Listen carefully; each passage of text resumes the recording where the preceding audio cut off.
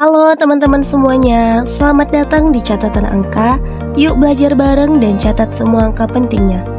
Di video kali ini kita akan membahas materi selanjutnya, yaitu terkait aplikasi fungsi eksponensial dan logaritma. Untuk itu, jangan lupa subscribe dan aktifkan notifikasinya agar kalian tidak ketinggalan video menarik dan seru dari channel YouTube kita.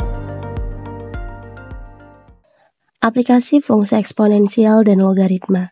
Di video sebelumnya kita sudah membahas materi terkait eksponensial dan logaritma.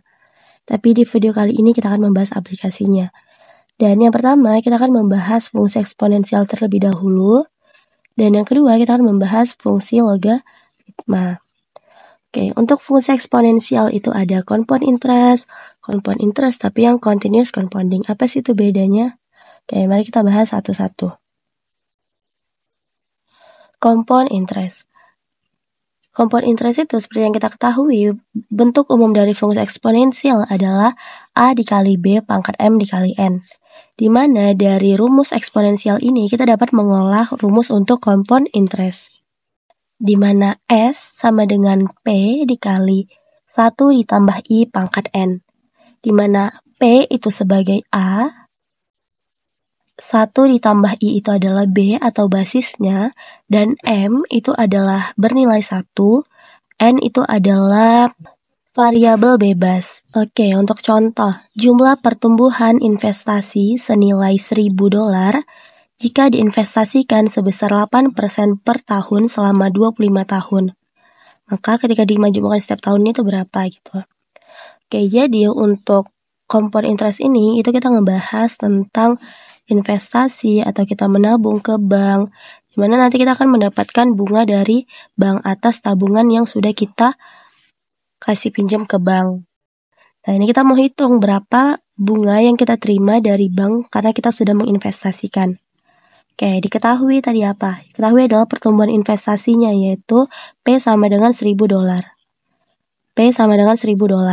I atau investasinya adalah 8% tadi. 8% itu adalah 0,08. Kita mau investasi berapa lama? 25 tahun, yaitu N sama dengan 25. Oke, kita masukin aja dari diketahui ini ke rumus. P-nya adalah 1000, I 1 ditambah I-nya adalah 0,08, pangkat N, N-nya adalah 25. 1 ditambah 0,08 adalah 1,08, pangkat 25 adalah 6,8485. Kita kali dengan 1000 adalah 6.848,50. Jadi, selama 25 tahun, sebesar 6.848,50 inilah adalah bunga yang kita terima. Bunga atas investasi atau atas tabungan yang kita pinjamkan ke bank selama 25 tahun.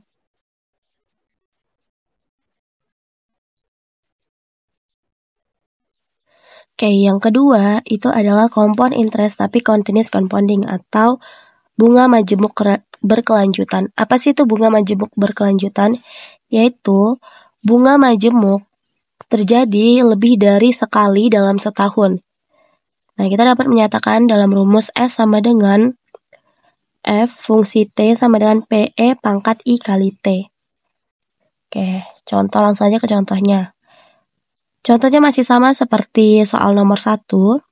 Jika kita menginvestasikan, jika pertumbuhan investasi kita itu sebesar 1000, menghasilkan 8% per tahun, yang dimajemukkan secara terus-menerus, maka jumlahnya akan bertambah. Kenapa bisa bertambah? Apa yang membedakan compound interest dengan compound interest untuk yang continuous sama yang gak continuous?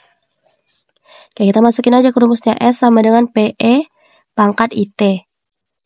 P kita punya 1000, E-nya tetap tulis E, I-nya atau interestnya adalah sebesar 8% atau 0,08, T-nya adalah 25.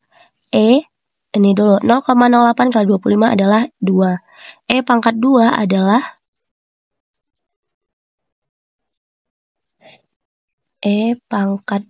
adalah 7,3891. Nih ya. 7,3891. Kita kali dengan 1000 adalah 7.398. Nah, ini ada perbedaan nih. Tadi kita dapat yang di bagian Compound interest itu adalah 6 ribuan. Kalau di sini itu adalah 7 ribuan. Jadi apa yang ngebedain? Misal nih, untuk yang compound interest, kita menginvestasikan sebesar 1.000. Berarti selama, misalnya ini kita anggap per bulan aja. Per bulan, ini di sini setiap tahun itu kan bunga interest itu adalah bunga setiap tahun. Setiap tahun kita akan mendapatkan 8%. 8%-nya berapa? 8% dari 1.000 adalah 80. Jadi nanti, oke ini kita pakai per tahun aja. Jadi nanti setiap tahun kita akan mendapatkan 80.000. Ya, 80.000. 80 dolar. Oke, jadi setiap setahun kita mempunyai bunga sebesar 80 dolar. Misalnya ini tahun pertama kita ada nih bunga sebesar 80 yang kita terima di tahun ke-1. Tahun kedua kita juga akan mendapatkan bunga sebesar 80. Oke, nah ini kita ambil bunganya. Ini kita juga ambil nanti sampai tahun ke-25. Sampai tahun ke-5, 25 itu kita akan mendapatkan 80 dolar. Sampai tahun ke-25 kita akan mendapatkan 80.000 dolar atas bunga yang kita pinjamkan atas uang yang kita pinjamkan ke bank. Sebesar 80. Jadi nanti totalnya setelah 25 tahun itu adalah sebesar 6 ribuan. Tapi untuk yang continuous compounding itu adalah di mana ya? Di sini aja. Nah, untuk tahun pertama nih, kita kasih ke bank atau kita menginvestasikan sebesar 1.000. Kita akan mendapatkan bunga sebesar 80. Tapi kita nggak ngambil, kita mau lanjutin aja sampai tahun ke berikutnya, kita nggak bakal ambil. Jadi di sini adalah 1.080, bukan 1.000 lagi. Karena kita nggak ngambil bunganya, kita tetap investasi bunganya terus. Kalau di bagian yang compound interest ini, kita ambil bunganya, maka setiap tahun kita akan 1.000.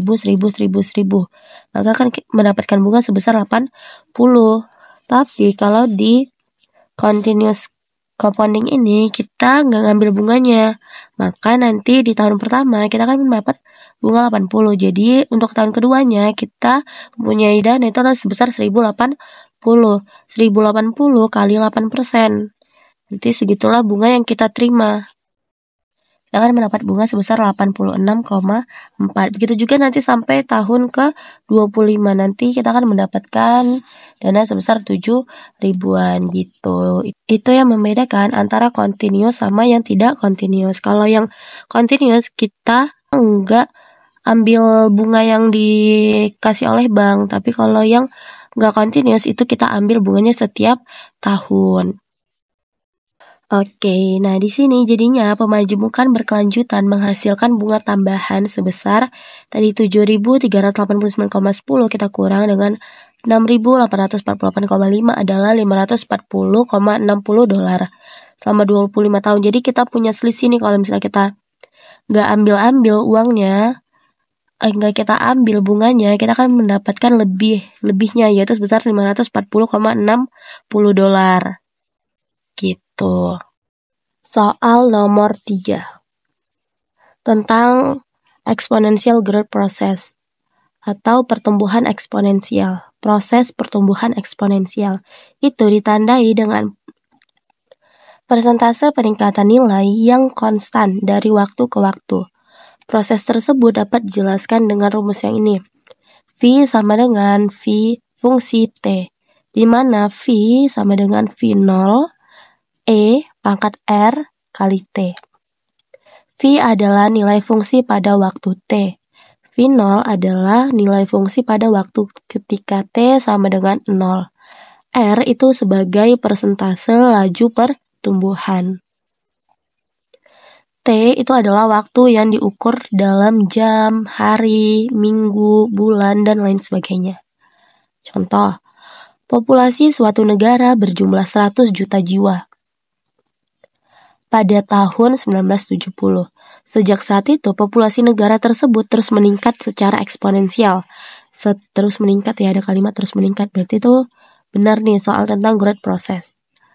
dengan laju konstan itu sebesar 4% per tahun. Fungsi yang memperkirakan jumlah penduduk P dalam jutaan. Proyeksi populasi pada tahun 1995 diperoleh dengan mengevaluasi ketika F dengan waktu selama 25 atau T-nya adalah 25. Itu ya. Oke, kita langsung masukin aja ke rumusnya. Ini kita boleh pakai V ataupun V. Berhubung rumusnya itu adalah V, kita buat di sini adalah V.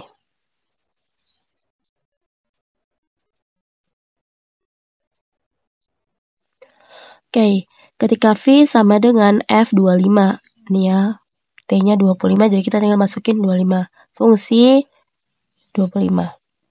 V sama dengan V0-nya berapa? V0-nya adalah 100 juta jiwa. Kita buat 100 dulu. 100 saja. Ini kan di sini bilang P-nya itu atau V itu adalah dalam jutaan. Berarti kita nggak usah tulis jutanya lagi, tinggal tulis yang 100-nya saja. Oke, 100. tetap tulis R-nya adalah 4% atau 0,04 kali T-nya. T-nya adalah 25. Maka 0,04 kali 25 adalah 1. Pangkat 1 berapa?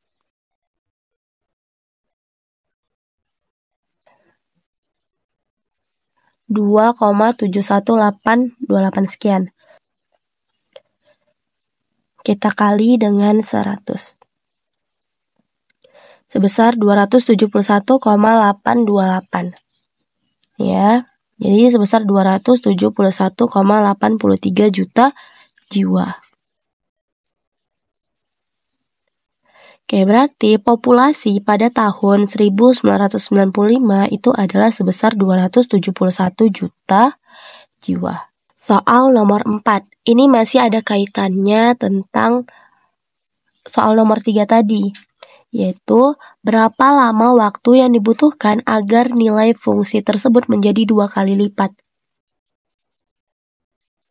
Soal ini berapa jumlah populasinya ketika 2 kali lipat. Maka tadi di sini adalah V ya. Di sini adalah V0. Rumusnya adalah V sama dengan V0 kali pangkat R kali T. Di mana tadi dia minta di sini, soalnya diminta adalah ketika berapa yang dibutuhkan untuk meningkatkan 2 kali lipat, yaitu 2 kali V sama dengan V0 pangkat 0,04 kali T. R-nya tadi 0,04 ya. Nah, ini karena sama-sama V, ini sama-sama bisa dicoret atau dimatikan. Tersisa tinggal 2. Tersisa tinggal pangkat 0,04 T. Nah, untuk kita bisa matiin itu kita butuh ln. Jadi, untuk ruas kanan dan ruas kiri kita masukin ln. Ln 2 sama dengan ln pangkat 0,04 kali T. Ln 2 berapa? Ln 2 adalah 0,6931. Ln pangkat 0,04 T adalah 0,04 T. Ln 0,04 adalah 0,04 itu sendiri. Jadi kalau diturunin adalah 0,04 T. 0,04 0,6931 ini si 0,04 pindah ruas jadi dibagi 0,04 sama dengan T. Jadi T sama dengan 17,33. Nah, jadi berapa lama waktu yang dibutuhkan agar 2 kali lipat adalah berapa lama? Sebesar 17 tahun. Kalau tadi misalnya 25 tahun, berarti di sini adalah 17 tahun.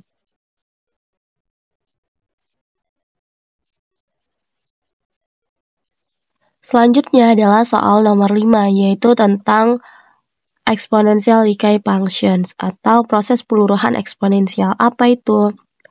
yaitu proses yang ditandai dengan persentase penurunan nilai yang konstan seiring waktu.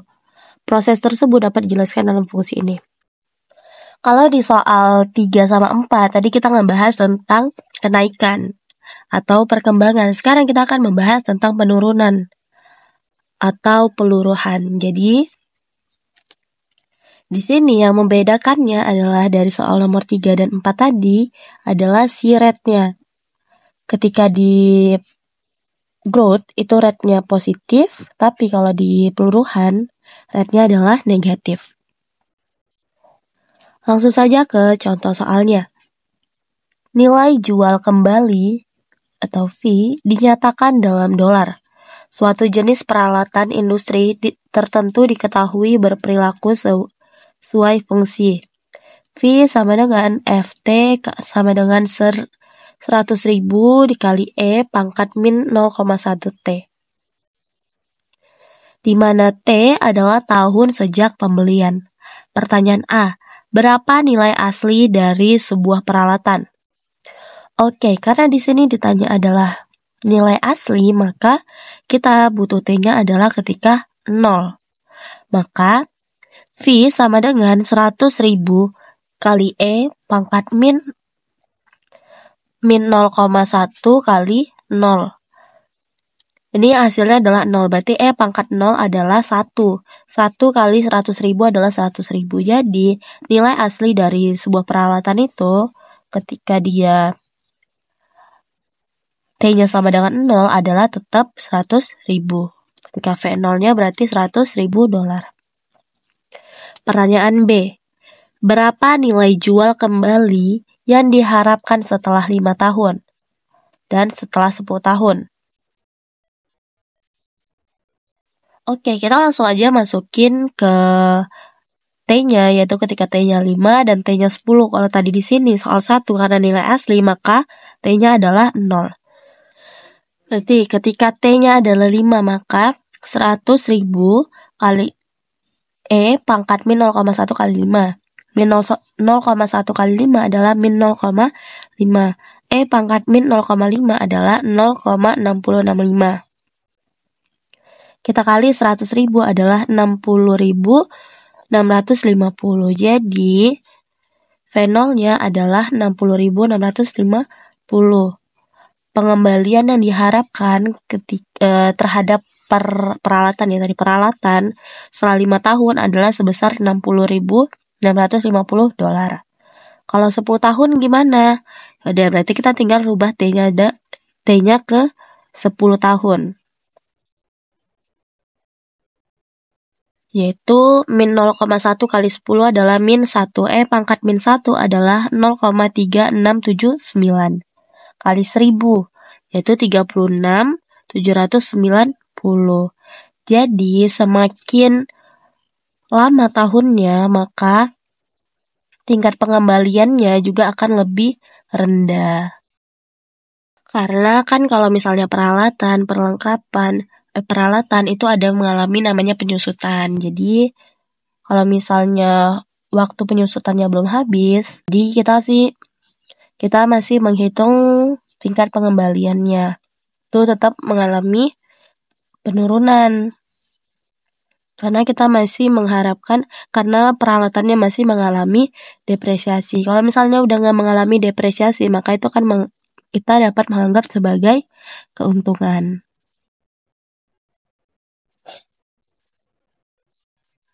Oke, sekarang kita akan membahas soal ke-6, yaitu tentang bill collection.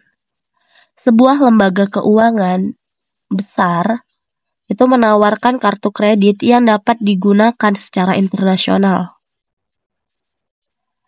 Pertanyaan yang muncul di kalangan eksklusif mengenai berapa lama waktu yang dibutuhkan untuk menagih piutang atas kredit yang diterbitkan pada bulan tertentu. Data yang dikumpulkan selama beberapa tahun menunjukkan bahwa persentase penagihan kredit yang diterbitkan pada suatu bulan merupakan fungsi eksponensial. Oke, berarti kalau fungsi eksponensial adalah fungsi yang berturut, ada enggak yang dilangkah-langkahin, tapi dia prosesnya adalah proses berturut, eksponen. Oke, dari waktu ke waktu sejak kredit diterbitkan. Fungsi yang mendeteksi hubungan ini adalah, nih kita langsung dikasih tahu fungsinya. Itu P sama dengan 0,95 dikali 1 dikurang E pangkat min 0,7 T. Dimana T-nya itu T-nya itu harus lebih besar dari sama dengan 0. Ya dong, kalau waktu itu kan nggak ada yang negatif. Ada sih, yaitu kalau misalnya negatif artinya dia nggak bisa nagih atau si perbankan ini nggak bisa nagih. Tapi di sini ketentuan soal adalah T-nya harus lebih besar dari 0.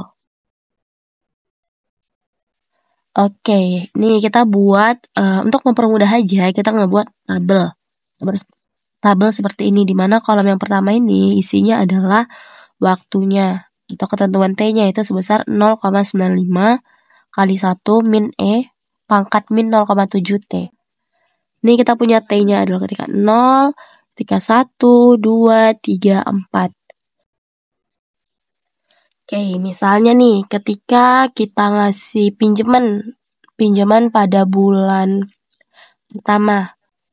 Kita misalnya kasih pinjam di bulan Januari. Kita tagih juga di Januari, pasti tuh tidak ada yang mau bayar gitu kan ya. Jadi, satu bulannya adalah bulan Februari. Kita menagih di bulan Februari. Ada berapa orang yang bayar? Ada berapa persen orang yang membayar di bulan Februari? Kalau di bulan Januari adalah 0% atau artinya tidak ada yang bayar di bulan Januari. Nah, kalau misalnya pada bulan Februari, kita dapat menulisnya adalah kita kerjain terlebih dahulu yang bagian ini dulu. Nah, baru kita bisa ke sini. Kalau dapat hasilnya ini, kita dapat mengkalikannya dengan 0,95.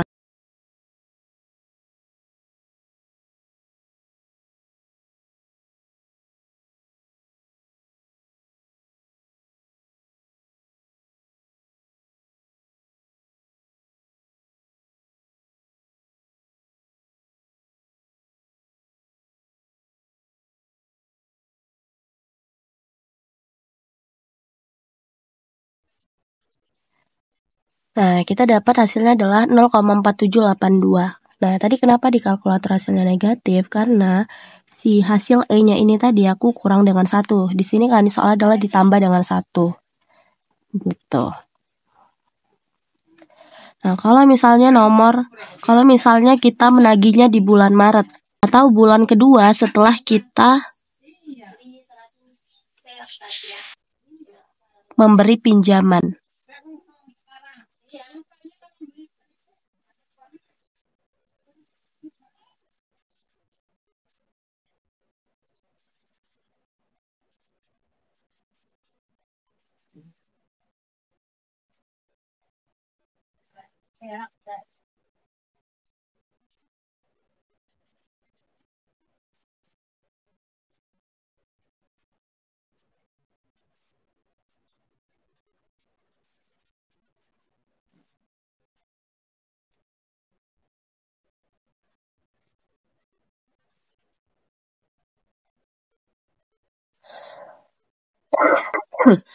Nah, ketika kita melakukan penagihan pada bulan Maret atau 2 bulan setelah kita melakukan peminjaman, yaitu sebesar 0,7156 atau 57 atau setara dengan 71,56%. Nah, gimana kalau misalnya kita menagih di bulan ketiga setelah kita melakukan peminjaman, yaitu min E kali min 0,7 kita kali dulu sama 3. Hasilnya berapa? Adalah min 2,1. Berarti min E kita pangkatin dengan min 1,4. Kita tambah dengan 1, terus kita kali dengan 0,95. Hasilnya adalah keliru tadi 2,1. Berarti min E kita pangkatin dengan min 2,1 adalah segini. Terus kita tambah dengan 1, kita kali dengan 0,95. Hasilnya adalah 0,8336. Atau ketika kita menagihnya bulan ketiga, tadi ini bulan Januari, Februari, Maret, April, ketika kita menagih di bulan April, itu adalah sebesar 83,36% yang bisa tertagih. Kalau bulan selanjutnya berapa? Yaitu sekitar 89,22% yang akan tertagih. Jadi semakin lama orang-orang akan bisa membayar utangnya dengan segera. Nah, begitulah untuk konsep bill collection. Kalau mau digambarin seperti apa? Nih, jadi ketika di bulan yang sama kita menagih itu tidak ada yang membayar. 1 bulan setelah peminjaman itu ada sekitar 47% yang membayar di sini. Pada bulan kedua itu ada sebesar 71%. 71% di sini ya. Bulan ketiga itu adalah sekitar 83% di sini. Bulan keempat sebesar 89% di sini. Jadi untuk gambarnya itu nggak boleh lebih dari 1 karena kita punya konstanta nih di sini sebesar 1. Gitu. Ini udah ada pembahasan untuk grafik ini atau sketsa ini di video sebelumnya, yaitu terkait materi fungsi logaritma dan fungsi eksponensial. Ini udah dibahas kenapa bisa seperti ini. Oke, tadi sedikit agak bukan keliru sih, agak bikin membingungkan ya, menghitung si E ini. Aku ulang, coba ya untuk bulan kedua. Atau untuk bulan pertama aja deh. Bulan pertama berarti min 0,7 kita kali dengan 1. Berarti min 0,7. Kita mulai dari si min E pangkat min 0,7 dikali T dulu ya. Berarti di sini kita tulis min E kita pangkatin dengan min 0,7 karena min 0,7 T-nya adalah 1 berarti min 0,7 tetap. Oke, segini hasilnya. Terus kita tambah dengan 1. Ya, ini 1. Jadi kita tambah dengan 1. Nah, udah dapat nih segini hasilnya. Kita kali dengan 0,95. Nah, seginilah hasilnya adalah 0,4782. Sama ya. Nah, begitu juga untuk bulan-bulan berikutnya. Oke, tadi kita sudah membahas mengenai fungsi eksponensial. Sekarang kita akan membahas tentang fungsi logaritma. Di sini aku akan membawakan 2 contoh soal untuk fungsi logaritma. Dan selanjutnya nanti akan dibahas di video selanjutnya tentang pembahasan soal untuk fungsi logaritma dan eksponensial. Oke, yang pertama itu adalah contoh soal terkait welfare management. Sebuah badan kesejahteraan negara yang baru dibentuk sedang berupaya menentukan jumlah analisis yang akan dipekerjakan untuk memproses permohonan kesejahteraan. Pakar analisis memperkirakan bahwa biaya rata-rata atau cost-nya atau si C untuk memproses suatu aplikasi adalah fungsi dari jumlah analisis X atau si X ini bisa kita katakan adalah variabel bebas. Nah, di sini adalah fungsi biayanya C sama dengan Fx sama dengan 0,01 X kuadrat dikurang 5 ln X ditambah 60. Nah, untuk pertanyaan A, tentukan biaya rata-rata per aplikasi jika 20 analisis digunakan. Ketika 50 analisis digunakan seperti apa? Oke, jadi kan ini terkait analisis untuk memproses permohonan kesejahteraan ya. Badan kesejahteraan, oke. Berarti ketika F-nya 20, kita tinggal masukin aja X-nya, kita ganti setiap X itu kita ganti dengan 20. 0,01 kali 20 pangkat 2 dikurang 5 ln 20 ditambah 60. 20 pangkat 2 adalah 400. 400 kali 0,01 adalah 0,40. Min 5. Ln 20 berapa? Sebesar 2,9957 ditambah 60. Oke. Syaratnya adalah kita selesaikan dulu yang perkalian, baru kita bisa lanjut ke penjumlahan ataupun pengurangan. Min 5 kita kali dengan 2,9957. Oke, hasilnya adalah min 14,9785. Kita tambah 0,40. Terus kita tambah juga dengan 60. Maka hasilnya adalah 45,42. Jadi rata-rata biaya per aplikasi ketika 20 analisis itulah biayanya sebesar $45,42. Tapi gimana kalau misalnya kita menggunakan 50 analisis? Oke, 50 pangkat 2 adalah 2.500. 2.500 kita kalikan dengan 0,001 adalah 2,50. Min 5, learn 50.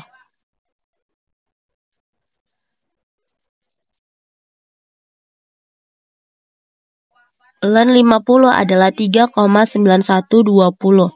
Oke, berarti ini kita kali dengan min 5. Oke, adalah min 19,560. Kita tambah dengan 2,50 dan ditambah dengan 60.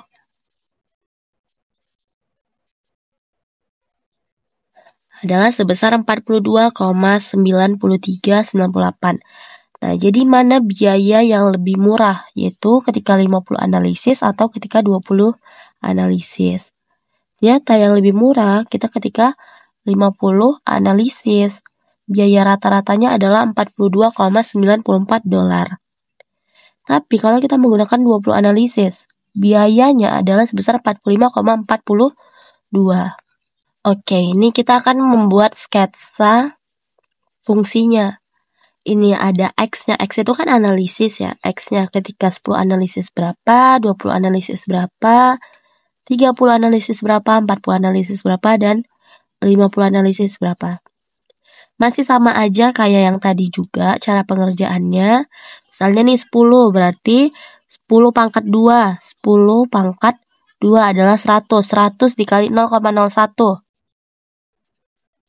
adalah sebesar 0,1. Terus kita kurang dengan min 5. Kita kurang 5, learn 10 tambah 60. Hasilnya adalah 48,59. Ini adalah dana atau biaya cost yang kita keluari ketika kita 10 analisis. Ketika 20 analisis, tadi kita udah nyari nih, sebesar 45,42. Nih. Ketika 30 analisis berapa? Yaitu sebesar 43,90. Ketika 50 analisis berapa? 42,94. Jadi semakin banyak analisisnya kita akan lebih menekan cost lebih murah. Nah, untuk gambarnya adalah seperti ini. 48,59 dan X-nya adalah 10. 10 ke 48,59. Jadi nanti bentuknya adalah seperti ini. Kita tinggal masukin aja.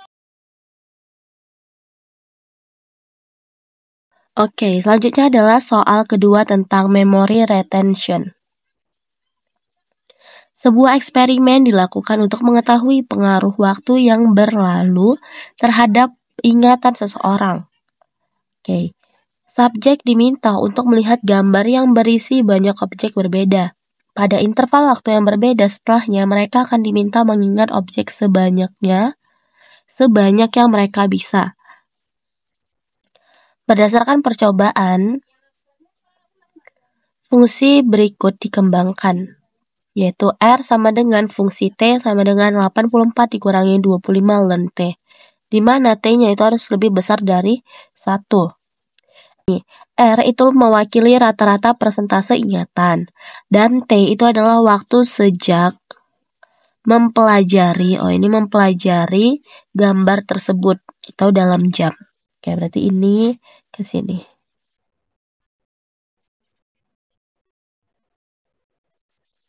Untuk pertanyaan A, tentukan persentase rata-rata ingatan 1 jam setelah mempelajari dan ketika 10 jam.